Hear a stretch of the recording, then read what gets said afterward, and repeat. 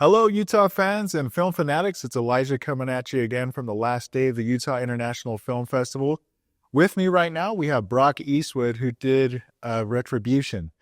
This is a really ambitious sci-fi short film with a great premise, and I'm just so excited to hear more about it.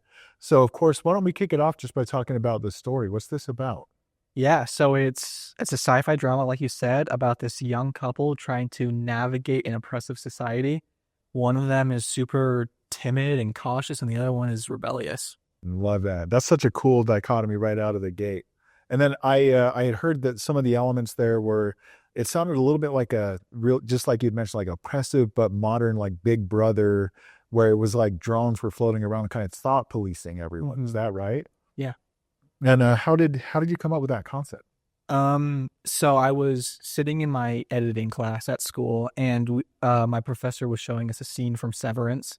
It's early in the show, and it was featuring John Turturro's character, and it's like this kind of like vibey therapy session. Yep. And so I was like, okay, therapy session in this weird dystopian world. Yes. That's what really started the gears turning in my head. So I love that. Just those small sparks, right? yeah, exactly. That's great. And yeah, I mean, to especially to focus on a genre that has, so many complications around post-production, especially. I'm excited to talk about that. You know what? Let's actually just jump to it. So, very VFX heavy stuff. And UVU, of course, has a phenomenal film program where you're a student. But how do you do the like growing your folks to get involved on special effects? Yeah, so the thing with post-production, and the thing with all student films is you're wearing too many hats. So every single aspect of post-production was all me. Wow. Um, VFX was actually how I got into filmmaking. When I was like 12 years old, I was bored in the summer, and I literally searched up how to do CGI on YouTube. Just for fun. Just for fun. Love that. Yeah, and so that led me down the rabbit hole of learning all the stuff, finding Blender, free software that anybody can use, and it's a hard program to get into. I can imagine. But once you get over the curve, it's really powerful. And so like fast forward to when I was doing post for this project, like I had known a couple people who were doing VFX, but none to the level that I needed. And whereas at that point I'd been doing VFX for like, I don't know, 6-7 years at that point. So yeah, I tackled every single shot by myself, and it really lengthened the post process because I think I finished shooting in like early October, but I didn't lock the film until like February. Man, yeah. Because you're just putting your head down and doing all that post work. And I bet they're knowing what little I know, definitely not as cool as you, but knowing what little I know about the VFX process, there are some things you're literally editing frame by frame, right? So I can't even imagine how intricate that is. But what I do like to hear is where you've got a learned eye for the VFX, and you're like, you know what? I think this is just something I have to do on my own. And having that experience, I think, probably helped a lot, right? For sure. So cool.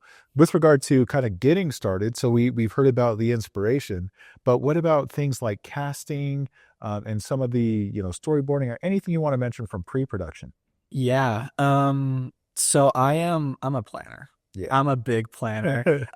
So I am shot listing and I'm storyboarding. I haven't run into a lot of people that spend much time storyboarding, which I kind of find ridiculous because it saves you so much time. Vital. Yeah. Yeah. Like I think I wrapped hours early, both of the shooting days. And part of that was because I had this whole storyboard listed out, and like I do it in 3D in Blender. So I'm able to put in this same focal length of camera that I want to use on every shot. And so it's like really nitty gritty details.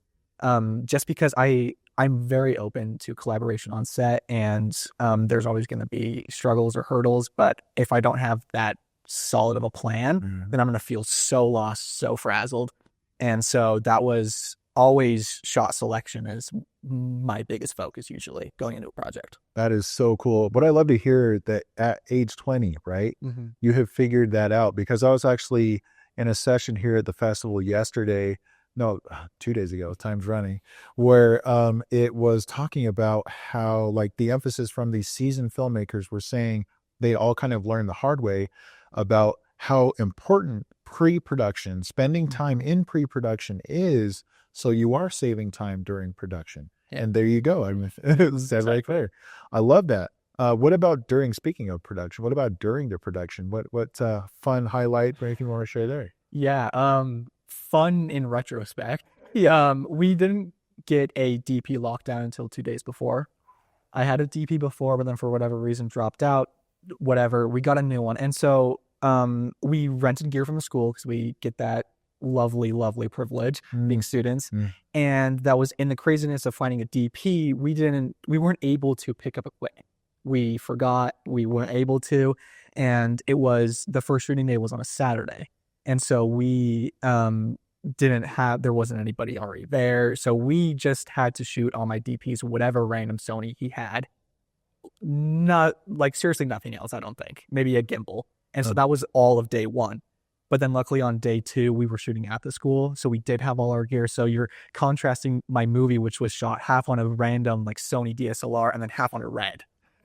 And so small difference, right? Yeah. And so that was a big struggle going into day one, being like, we don't have equipment, right? And so no lighting modification, no camera that we wanted, and so that was really stressful. I can imagine, yeah. But then we're just like, well, we're here. There's literally nothing we can do about it, so we're just gonna shoot on 2 cameras. There you go. And that made it work. Yeah, I mean, exactly. It sounds like it's really come together. I've heard a lot of actually really great things about it, so I'm looking forward to seeing it myself. The part that I love about that, and I think it's really common in every indie, is the just being so scrappy. Like, hey, you know what? We're going to figure this out. And to your point earlier, collaboration and passion just can carry through so much, right? And I think bigger budget or bigger studio things kind of miss that because there is the element of routine and just another job, right? Whereas there's so much passion in indie, and especially having this being made as a student film, and again, just taking such a big bite off is so cool. So I really, really love to hear that.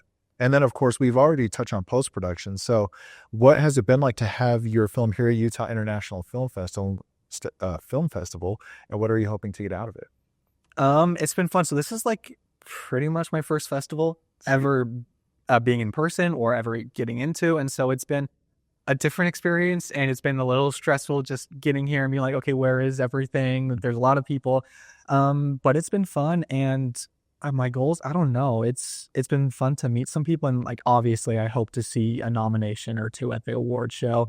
But I'm not gonna lose sleep over it because I'm just here having fun. And so I hope this isn't the last time I'm here, and it's been fun. Yeah, we would absolutely have you back on future ones as well. So anything actually that you're planning to work on, or any ideas floating around right now? Severance season 2 is coming out. Oh my gosh, yes, I'm so excited about it. No, I'm actually going to be taking a step back from sci-fi because most of my films end up being sci-fi or dystopian related, and for one of my classes, I'm actually going to do a high school movie. Oh, fun. So is it? Are you thinking more like just down to earth, like maybe? Like, yeah, tell me, because there's like a lot of ideas, but I don't want to lead anywhere. Yeah, like you said, down to earth, kind of going for that dramedy tone. Some of my favorite, like The Edge of 17.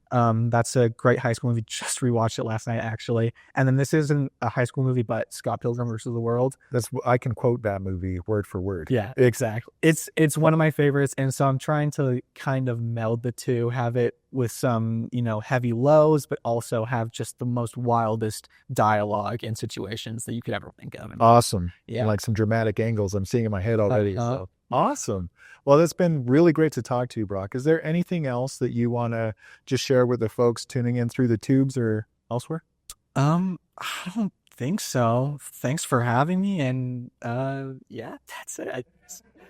Okay, awesome. Well, actually, let's do this because I'm curious. What are anyone who in the cast and crew would you like to highlight from getting this thing, from conception to complete? Oh man, everybody. Yeah, right. I guess, my producers, Annika Halverson and Savannah Matthews, they are a couple year, maybe a year or two ahead in school of me. I think they're just about to graduate. And so I'm coming in as like this younger guy. I was making this movie when I was a sophomore and met them on set, and they were just super gracious about helping out the next generation or younger classes or whatever. And so I really don't think I could have done it without them. I was like, days before, I was like, this is not going to get made. This is, what are we going to do? We don't have crew. Just so you know, it's very common, and again, that tenacity and passion carries you through. Yeah. But they helped me get through it. We made a pretty cool movie, I think. And so, yeah, they were great, along with literally everybody else. Awesome. Well, again, thank you so much for joining us today. It's been awesome, and I hope you enjoyed the rest of your time here at Utah International Film Festival. Thanks. Yep. And to everyone else, thank you again for continuing to follow this series. And until the next one, stay tuned.